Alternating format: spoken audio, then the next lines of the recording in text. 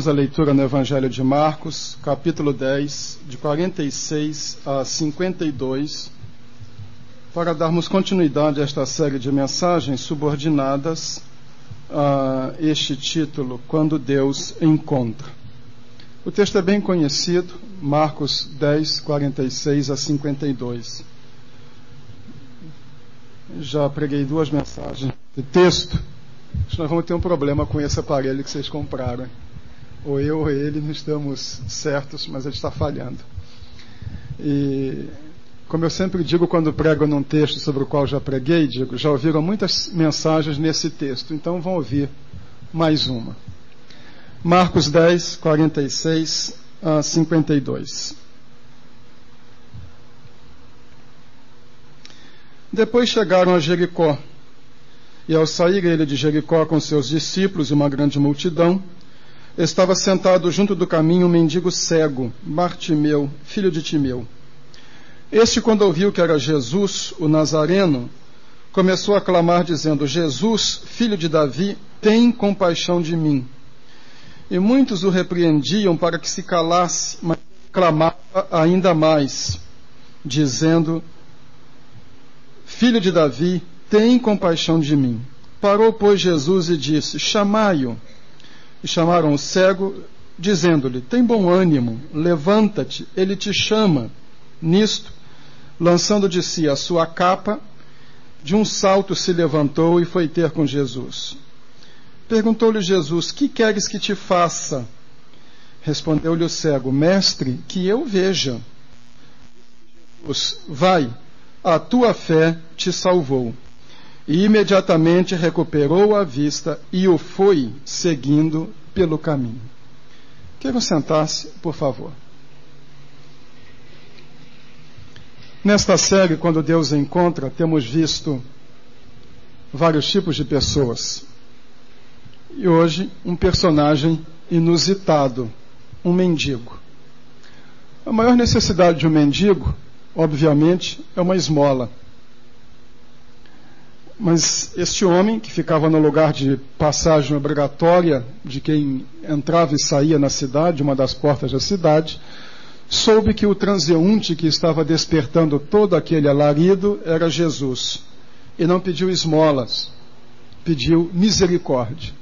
Tem misericórdia de mim. O dinheiro acabaria, como sempre acaba, até com quem não é mendigo. Dinheiro tem um péssimo hábito de acabar. Não sei por que razão, as contas nunca se acabam. O dinheiro acaba. Mas ele pede por misericórdia, que é algo que nunca acabaria. De passagem, é muito significativo que este homem é o primeiro personagem da história a chamar Jesus de filho de Davi. Filho de Abraão, todo judeu era. Mas filho de Davi era um termo aplicado exclusivamente àquele que os hebreus esperavam como o Messias aguardado. Ele é o primeiro que tem esta concepção.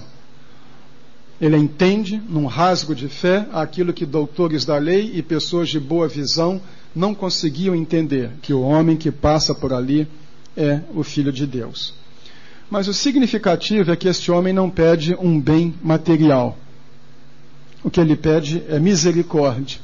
Ele pede um valor afetivo, um valor emocional. Na realidade, talvez este homem tenha uma visão, mesmo sendo cego, mais ampla que muita gente.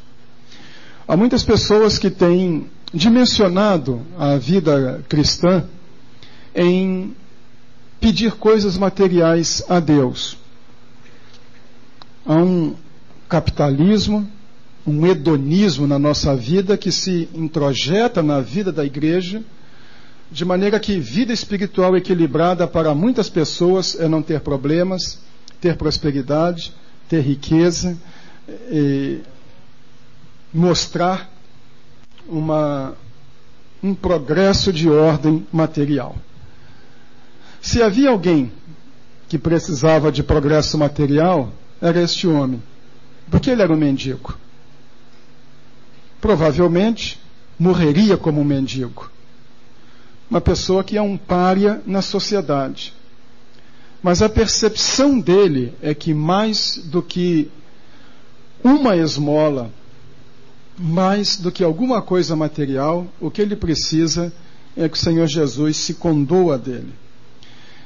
Jesus tinha muito mais para dar a este homem do que aquilo que ele imaginava que poderia receber naquele dia.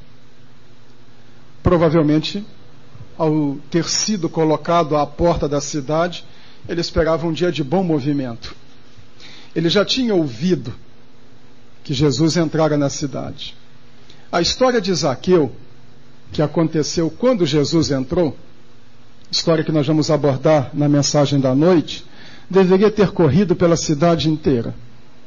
Imaginem o chefe dos publicanos, o chefe da Secretaria da Receita municipal, estadual, trepado numa árvore para ver um pregador itinerante. Isso deve ter sido motivo de piada, de comentário e chacota em tudo quanto foi bar da cidade. Então todo mundo sabia que aquele pregador famoso estava ali e que o pregador sairia no dia seguinte. Então ele está lá no lugar estratégico. Mas o que Jesus tinha para fazer na vida daquele homem era muito mais do que o que ele pensava que podia receber. É pena que muitas pessoas tenham uma visão limitada da obra de Cristo na sua vida. Elas pensam hoje, como se vê em muitas pregações, em vida cristã como ter coisas. Mas isso é um engodo de quantas coisas uma pessoa precisa. Eu me lembro quando organizamos a primeira igreja batista indígena Sateré de Vila Nova. Nosso pastor era um indígena, Machico Miquiles. E o que o Machico precisava para viver? R$100. R$100 bastavam para ele viver. E o que o Machico tinha? Uma calça jeans, um calção de nylon, uma sandália havaiana, um tênis e umas 3 camisas. Como não há muitos livros na língua saterê, só uma gramática, o Antigo Testamento, Gênesis e Êxodo e o Novo Testamento, não precisava de muitas coisas. Não pagava a conta de luz, a água tinha um rio ali passando pela sua aldeia, pescava o seu peixe, plantava a sua mandioca. Nós criamos necessidades de acordo com o nosso estilo de vida. Quando migramos de uma faixa social para outra, nós aumentamos as nossas necessidades. Ou seja, nós criamos necessidades. Na medida em que nós avançamos e dizemos até assim, se eu melhorar de vida, ganhando mais, eu melhorando de vida, eu vou gastar mais. Eu vou criar necessidades. Migrando socialmente, então aumenta as minhas despesas. A vida cristã não é isto. Porque uma pessoa nunca se saciará de ter coisas, sempre quererá um pouco mais. Mas se compreendemos que um encontro com Deus produz uma mudança interior, que transforma a existência da pessoa, que lhe dá uma nova compreensão de valores, uma nova visão da vida, e lhe dá agora uma estrutura que a torna capaz de suportar dificuldades, então nós descobrimos que o encontro com Jesus tem uma dimensão muito mais ampla do que apenas prover as coisas das quais necessitamos. Esta experiência de Zaqueu com Jesus traz para mim 3 lições que nós devemos guardar. A primeira é que Jesus ouve a pessoa marginalizada. A nossa história começa dizendo no versículo 46 que ele estava sentado junto do caminho. Eu me lembro de uma música de Erasmo Carlos, Sentado à beira do caminho. Tem tempo. Os mais novos não devem lembrar. Cleverson deve lembrar. Os mais antigos, não. Cleverson só via hino, tá bom. Mas, independente do cantor e do estilo, a música é um poema. Aliás, é um dos mais bonitos poemas que nós temos. É a história de um homem sentado à beira do caminho, carros, caminhões, tudo vão passando, e ele está ali, alienado. E a uma certa altura ele diz, preciso acabar logo com isto, preciso lembrar que eu existo. A vida passa e a pessoa está à margem da vida. Ela é apenas um espectador da vida, não participa. marginalizada do processo. É o caso deste homem, cego e mendigo. É agravado pelo seu próprio nome. Sabem, Bartimeu na realidade não é nome. Há um jogo de palavras, uma redundância no texto. Bartimeu significa literalmente filho de Timeu. Bar é a palavra aramaica para filho. Então o que está se dizendo? Um homem que era filho de Timeu. Na realidade ele não era conhecido pelo seu próprio nome, ele era o filho de Timeu. E o texto faz questão até de repetir, o filho de Timeu, ali está ele. Nesta cultura hebraica, o nome de uma pessoa é profundamente significativo. Tanto que quando as pessoas têm uma grande transformação na sua vida, o nome é mudado. Há um personagem que não cumpre com o seu dever lá no livro de Ruth. E Boaz nem o chama pelo nome. Boaz o chama de ó fulano. Trazem as nossas traduções. Coincidentemente, o texto hebraico é felane. Bem parecido com fulano. Não tem nome, é um anônimo. Não ser tratado pelo nome era humilhante. Quando Jesus conta a parábola do rico e Lázaro, é significativo que Lázaro tem um nome. O nome de Lázaro significa Deus é minha misericórdia. O rico não tem nome, é apenas um rico. Só isso, ele não tem nome. Este aqui também não tem nome, nem era conhecido pelo nome. Ele era o filho do pai dele. O quadro que é montado então por Marcos é o quadro de um homem à margem da vida. Ele está à porta da cidade. As pessoas entram e saem. As pessoas vivem. Entram para a vida social. Saem para as suas atividades. Ele não entra e nem sai para lugar nenhum. Ele está ali sentado. Ele está fixo, ele está parado. A vida anda e ele está parado. É um retrato do homem moderno, o homem assolado por crises existenciais. Às vezes, ele está à margem do processo. A vida vai andando. E ele está lá. Para onde é que vai a vida? O que é que eu faço? Não sabe para onde vai. Eu entro ou saio? Para onde eu me encaminho? Qual é o significado de todas estas coisas? O que é realmente que pode dar sentido à minha existência? O que é que um nascença, colocado como mendigo, tem de perspectiva de vida? Principalmente nesses tempos. Nada. Ou seja, é um homem simplesmente aniquilado. Este homem tem um recurso, a sua voz, e ele clama. E Jesus ouve. Ouvir uma pessoa no meio de uma babel de gente, de uma multidão, é preciso ter um ouvido muito aguçado. Ou o homem tinha uma voz dessa de se vender tomate na feira, abafando a voz dos concorrentes, ou a audição de Jesus era muito aguçada. Jesus o ouve. Creio que esta é a grande lição do texto. As outras são desdobramento desta, inclusive sua cura e o fato de que agora ele é alguém que passa a andar. Mas o fundamental é de que Jesus ouviu o clamor do homem. Esta é a primeira grande lição do texto. Muitas vezes deixamos de levantar a nossa voz em oração ou em choro, ou abafamos porque achamos que, afinal, eu sigo a Cristo, eu não posso ter problema, e não ouso confessar nem para mim mesmo que estou com problema. Então não abro o coração. Mas o que vemos na Bíblia é que essas pessoas que abrem o coração com Deus, que expressam as suas aflições, que choram, que reclamam, que resmungam, são essas as pessoas a quem ele ouve.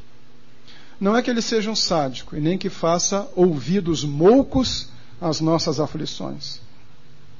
Mas o fato de que, na medida em que aumenta a nossa deficiência, e ouso usar a palavra na medida em que aumenta a nossa angústia, aumenta a sua capacidade de audição. Esta é a lição. Jesus ouve, da parte de Jesus e da parte do homem. Ele abre o coração. Nós nunca devemos mascarar a Deus a nossa real situação. Por questão social, às vezes, nos preocupamos em vender uma imagem para os outros de que vai tudo bem. O camarada chega na igreja, o Altair foi um acidente, está ali com o braço machucado, mas foi um acidente. Chega puxando de uma perna, cabeça com ferimento, braço quebrado, cicatriz de um lado, tudo bem. O sujeito está numa situação horrível, mas nós convencionamos, tudo bem, é uma vida de poder, é uma vida de vitória. Que existe em muita literatura, mas que na prática nós sabemos, nem sempre é uma vida assim tão venturosa. Todos nós que somos pessoas normais e que ousamos ser honestos, sabemos disto. Muitas vezes a vida é dura, machuca um bocado. E aí vem a lição: abra a sua boca e clame, porque Ele abre o ouvido e escuta. A segunda lição é que Jesus manifesta boa vontade para com a pessoa marginalizada. Primeiro Ele ouve, agora Ele manifesta boa vontade. Mandar o homem calar a boca. Jesus teve um gesto teatral, correspondendo ao gesto teatral de Zaqueu. Zaqueu trepa numa árvore, Jesus manda descer. Uma coisa fantástica. Se fosse hoje, já estariam lá as câmeras da Rede Globo, etc., filmando. Agora, na saída, seria um anticlímax parar para atender o mendigo. Será que não há um outro figurão? E um homem, afinal de contas, tão importante, que entrou ali na cidade, alcançou o sujeito mais rico da cidade, com aquele impacto, um estardalhaço, vai parar para atender mendigo? Mendigo não dá ibope. Não é isto? As igrejas hoje, quando querem fazer uma série de conferências de impacto, convidam um figurão. Venha ouvir Jesse Valadão dar o seu testemunho. Venha ouvir Mara Maravilha cantar. Venha ouvir o testemunho de como Deus mudou a vida lá de Gretchen e não sei quem, vai por aí afora. Imagine se vão convidar o Zé da Silva, pregador leigo. Não dá muito ibope isso. Venha ouvir aqui como é que um peão de obras ouviu o evangelho e se converteu. Mas quem está preocupado em ouvir um peão de obras que se converteu? Vai falar Antony Garotinho, o comedido ex-governador do Rio de Janeiro. Aí pronto, vamos lá ouvir o nosso irmão, tão ponderado nas suas palavras, tão sensato, tão equilibrado, modelo de lucidez. Vamos ouvi-lo. Agora vai procurar um mendigo. Agora, é muito significativo. Jesus parou e disse: chamai-o. E vem a expressão: tem bom ânimo, levanta-te. Ele te chama. É um ato de boa vontade para com o homem carente. Se apenas Jesus ouvisse, mas não manifestasse boa vontade, tem bom ânimo, Ele te chama. O homem compreende no momento que é a grande oportunidade da sua vida. Agora não é ele quem está chamando, é Jesus quem está chamando. Marcos agora muda o enredo. Primeiro o homem chama por Jesus, agora é Jesus quem chama o homem. Isso se parece tanto com o texto de Tiago 4,8: chegai-vos a Deus, e Ele se chegará a vós. Ele se chegou, agora Jesus se achega. Há ocasiões também em que nós nos mantemos tão distantes, como as coisas não acontecem como nós queríamos que acontecessem, então nós brigamos com Deus, brigamos com a igreja, brigamos com o Evangelho, sumimos. E às vezes eu vejo gente dizer isso: eu me desinteressei, afinal de contas eu passei por um problema, Deus não me ajudou, Deus não me abençoou. E a gente fica pensando: então Deus sabe o que faz. Eu era seminarista lá na gloriosa Baixada Fluminense, e uma senhora da igreja onde eu trabalhava perdeu o filho. Eu tinha 19 anos, a igreja não tinha pastor, que temeridade, e eu dirigia a igreja. Até hoje não sei como é que aquela igreja sobreviveu. E eu fui lá visitar aquela irmã. Ela disse assim: eu estou muito zangada com Deus, estou muito irritada com Deus. E aí hão de entender que um garoto de 19 anos diz coisa desse tipo. Eu disse: dá uma surra nele. O que vai adiantar? Vai fazer alguma diferença? Estou zangada com Deus. Não vai adiantar muito, não. Há pessoas que, quando chega o momento da crise, em vez de se quebrantar, de procurar por Deus, aí parece que brande o punho. Este não. Quando Jesus o chama e pergunta: que queres que te faça? Quantas perguntas? Bom, senhor, com tanta gente para nascer cego, tinha que ser eu? Por que comigo? Não é pergunta que muitos de nós fazemos? Tinha tanta gente naquele escritório para ser mandado embora, tinha que ser eu? Tinha tanta gente para capotar o carro naquela curva, tinha que ser eu? Tinha tanta gente para ser roubada, justo eu, que sou pobre? Por que eu? É a pergunta que muitos de nós faríamos. Ele não tem questionamentos. Quanto tempo e quantas emoções nós gastamos enfocando a questão pelo ângulo errado? Ele não quer racionalizações. Ele tem uma necessidade. O que queres que eu te faça? Eu quero ver. Eu sou cego. Não tem nenhuma pergunta. Eu quero que o Senhor resolva o meu problema. Marcos também é muito preciso nos diálogos. Talvez ele seja o evangelista que mais corretamente, mais expressivamente forma os diálogos. São perguntas lacônicas. Pergunta lacônica. Que queres que te faça? Que eu vejo. Vê. Pronto. Não há nada para colocar aí. A extrema objetividade no relacionamento com Deus. Como nós nos perdemos em filigranas. Olha, para conseguir uma coisa de Deus, você precisa jejuar 30 dias, contribuir tantas noites, participar de tantas correntes. Simplesmente diga a Deus. Eu gostaria que alguém me mostrasse na Bíblia um regulamento, ou pelo menos um regimento operacional de como se aproximar de Deus. Requisitos para se aproximar de Deus. Não há. Qual é o requisito? É uma alma carente e um Salvador misericordioso. É isto, só isto.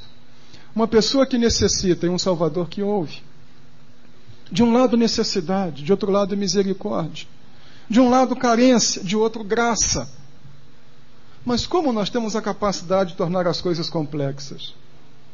Salvação é tão fácil. Crê no Senhor Jesus Cristo e serás salvo tu e a tua casa.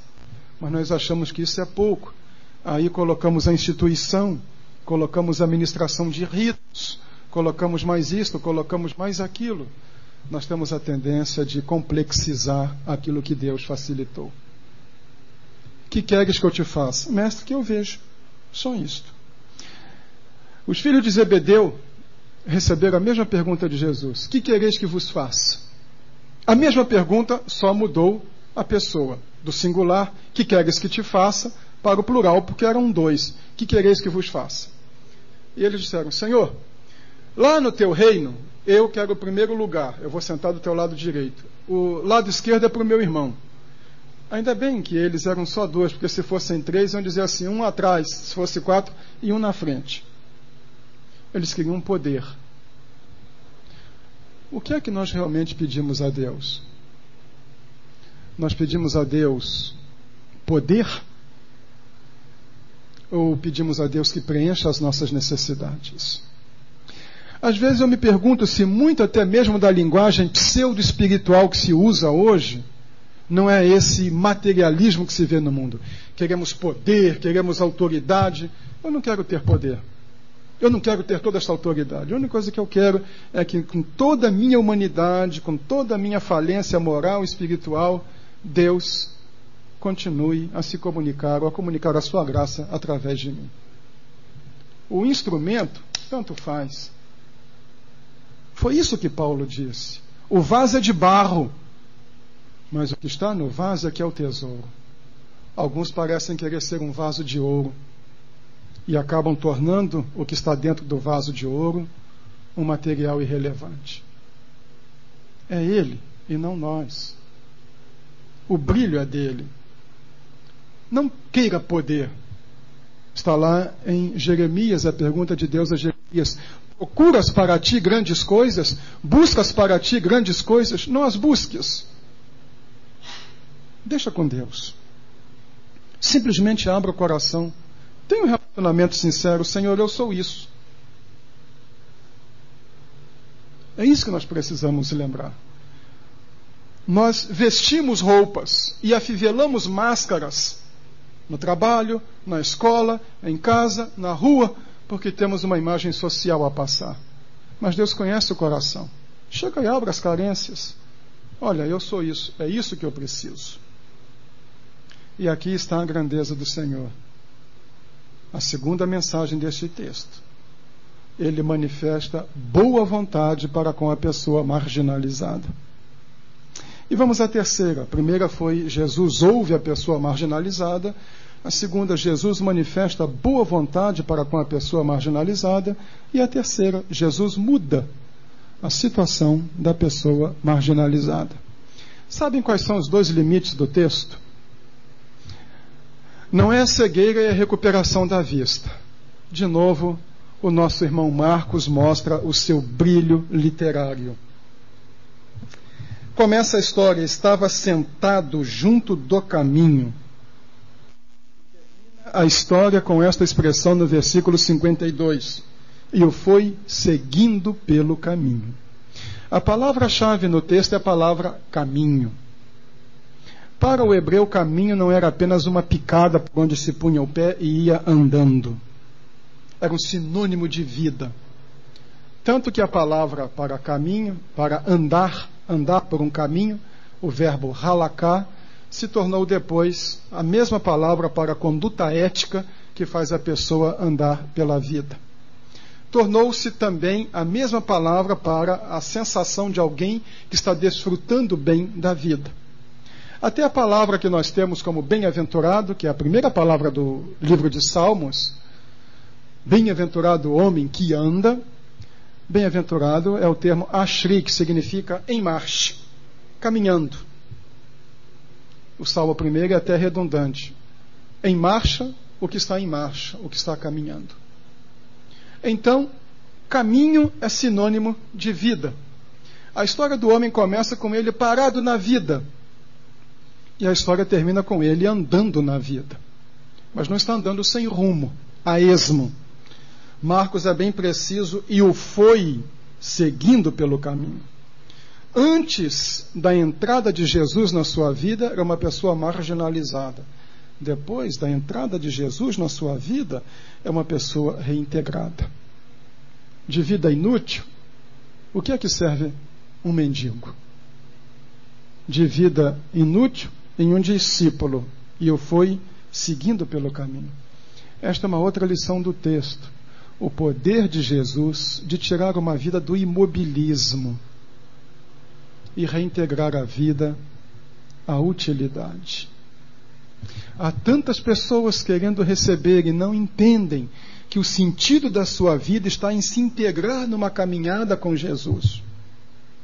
Elas ficam sentadas querendo que as coisas caiam no seu colo, ou vêm à igreja para pedir bênçãos, e não entendem que Jesus é um homem que está em trânsito, e que elas são chamadas a fazer o trânsito com Jesus. Ele vai seguindo a Jesus pelo caminho. Agora é um discípulo. O discípulo do Novo Testamento é diferente do discípulo grego, que se sentava para ouvir o mestre e enchia a sua mente de ideias. É o discípulo que vai na jornada caminhando com ele. Nós somos discípulos. Entendemos que fomos chamados para caminhar com Jesus, para seguir com ele, para fazer parte da sua comitiva. É um quadro da própria igreja, que é uma comunidade em andamento. Muitas das igrejas de hoje deixaram de ser comunidades peregrinas, de olhar para frente, de olhar para o céu, de olhar para outra pátria, como diz o autor de Hebreus. Costumo dizer que a igreja primitiva tinha uma consciência muito forte de que era peregrina. Mas a igreja de hoje parece que pediu visto de residência permanente. Rasgou seu passaporte. Não é mais transeunte em busca de uma pátria melhor. Nós nos apaixonamos pelas coisas deste mundo. Nós nos apaixonamos pela nossa Jericó e ficamos ali dentro. E não queremos sair. E o chamado do Senhor é para que o sigamos. Estou chegando ao fim, mas eu me lembro de um boletim de uma igreja nos Estados Unidos, em que um cidadão escreveu uma carta para Deus, para Jesus, pedindo a Jesus para voltar.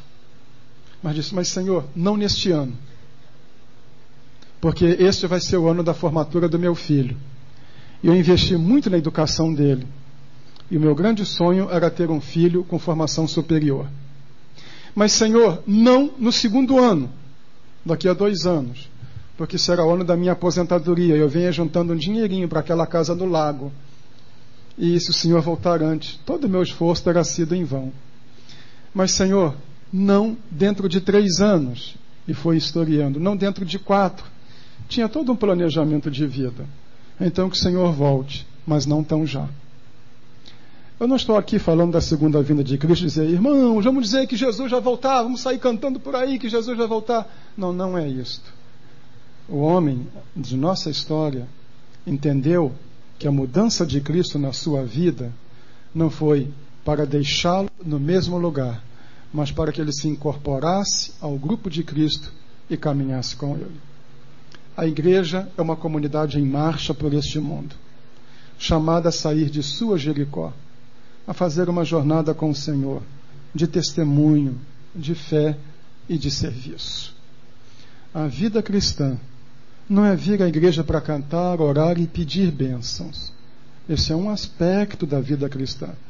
A vida cristã é uma caminhada com Cristo, que muitas vezes nos tira de toda a situação em que vivemos e nos dá uma nova perspectiva de vida.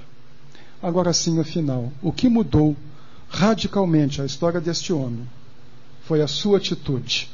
Ele soube quem era Jesus e clamou por ele. E quando nós pedimos pela misericórdia de Jesus e quando buscamos um relacionamento com ele, a nossa vida é mudada. É diferente de ter um relacionamento com a igreja. A pessoa pode vir à igreja por um dever social, mas não ter um relacionamento com Cristo.